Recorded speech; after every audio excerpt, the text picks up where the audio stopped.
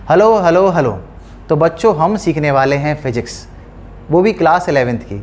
और ख़ास बात ये है, इस चैप्टर का नाम क्या है, मोशन इन अ 2D।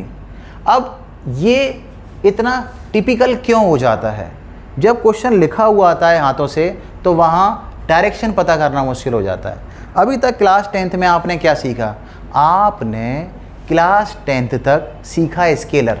देखो मैं बताता हूँ कैसे। आपसे बोला गया 5 मीटर प्लस 3 मीटर, तो आपने आंसर लिख दिया 8 मीटर। इसमें कोई भी डायरेक्शन नहीं है तो ये वेक्टर नहीं है। 3 चीज़ें होती है वेक्टर को पहचानने के लिए।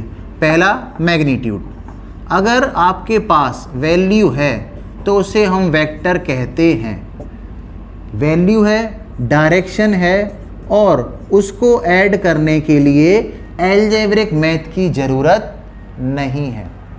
क्या होता है अलजेब्रिक मैथ और क्या होता है वेक्टर वाला मैथ, यही सीखना है। आपसे बोला जाता है कि 2 फोर्स को ऐड कर दो, एक फोर्स x एक्सिस में और दूसरा फोर्स y एक्सिस में।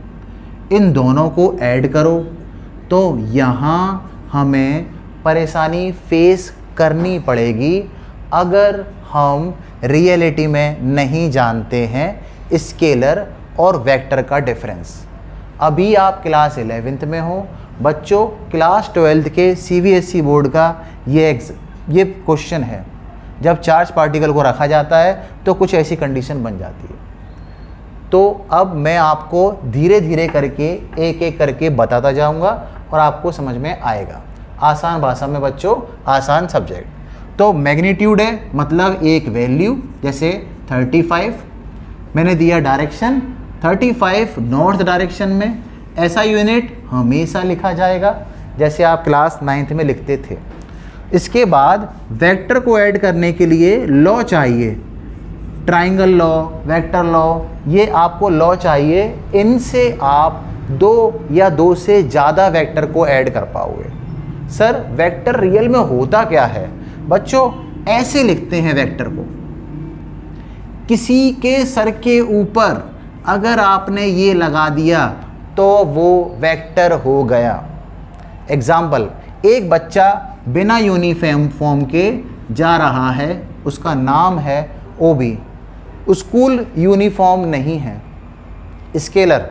स्कूल यूनिफॉर्म आ गई, पक्का वेक्टर स्कूल की तरफ जा रहा है। कुछ समझ में आया? तो जिसके ऊपर आप ऐसा एरो लगा देते हो वो वेक्टर बन जाता है। वेक्टर में ये बताता है मैग्नीट्यूड, इस मैग्नीट्यूड की बात कर रहा हूँ, इस मैग्नीट्यूड की बात कर रहा हूँ। ये एरो बताता है डायरेक्शन, ये वाला डायरेक्शन, ये डायरेक्शन नॉर्थ। जैसे मैं एक छोटा सा एग्जांपल बताऊं, ये north, south, east and west. जितनी आसान भाषा में बता रहा हूं उतनी आसान भाषा में पूछा नहीं जाता। लिखते कैसे हैं? बोलते हैं 5 metre east, vector quantity 5 metre cos theta. Sir ये क्या है? ये इसको लिखने का तरीका है। ऐसे लिख देते हैं 5i 5j। ये लिखने के तरीके हैं वेक्टर को जो आपको न्यूमेरिकल में मिलेंगे। ठीक है, तो एक बार पूरी इन्फॉर्मेशन को लाइन टू लाइन मैं आपको लिख के बताता हूँ।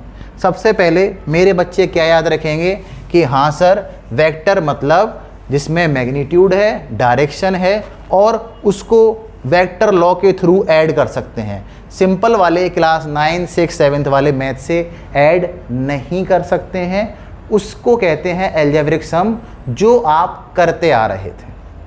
आया समझ में? चलो ऐसे लिखते हैं वेक्टर को। देखो ये रहा एरो, ये रहा कैप, ये जिसके सर के ऊपर है वही वेक्टर है। अगर मैं आपको 2D बताऊं, ये है x एक्सिस और ये है y एक्सिस, तो 2 डायमेंशन हो गए। लेकिन ऐसा ज़रूरी नहीं है कि मैं x और y लिखूं, मैं x और z भी लिख सकता हूं। एक्स वाई भी लिख सकता हूँ, एक्स जेड वाई जेड भी लिख सकता हूँ। ये जेड एक्सिस है। हाँ, 2 एक्सिस ही लेना है एक बार में। देखो ऐसे, जैसे मैंने लिखा 35 मीटर नॉर्थ डायरेक्शन। जी हाँ, ये एक वेक्टर है जिसको मैं क्लास 9th में डिस्प्लेसमेंट कहता था। और इसकी बनावट देख लो, आप 35 चले तो आप कहीं तो 0 होगे, तो इसको ऐसे ओरिजिन बनाओ, ओरिजिन से एरो लगाओ, ये है 0 और यहाँ पे आप आते हो, वाई एक्सिस अकेला, एक्स एक्सिस है तो 35, ये 10, 20, 30 और 35। नॉर्थ है तो आप नॉर्थ लिख दो, अगर ये ईस्ट होता तो आप ईस्ट लिख देते, साउथ होता तो आप साउथ लिख देते। आया कुछ समझ में? एक बार और लास्ट और छोटी कोशिश, फिर इसके बाद हम करेंगे कि वेक्टर की डेफिनेशन क्या होती है और उन्हें कैसे समझा जाता है, कहाँ कौन से न्यूमेरिकल में उसका इस्तेमाल किया जाता है। ठीक है, चलो एक बार और।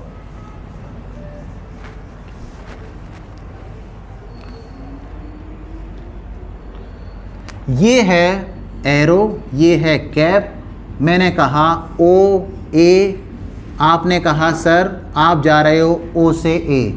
मैंने कहा ए बी, आपने कहा आप जा रहे हो ए से बी।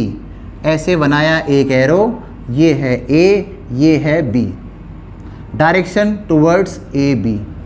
अगर मैं लिखता हूँ बी ए तो मैं जा रहा हूँ बी से A, initial B final A, according to position, initial final, initial और फाइनल, इनिशियल और फाइनल। 3 तरीके से लिखा जाता है ये। पहले लिख देता हूँ मैं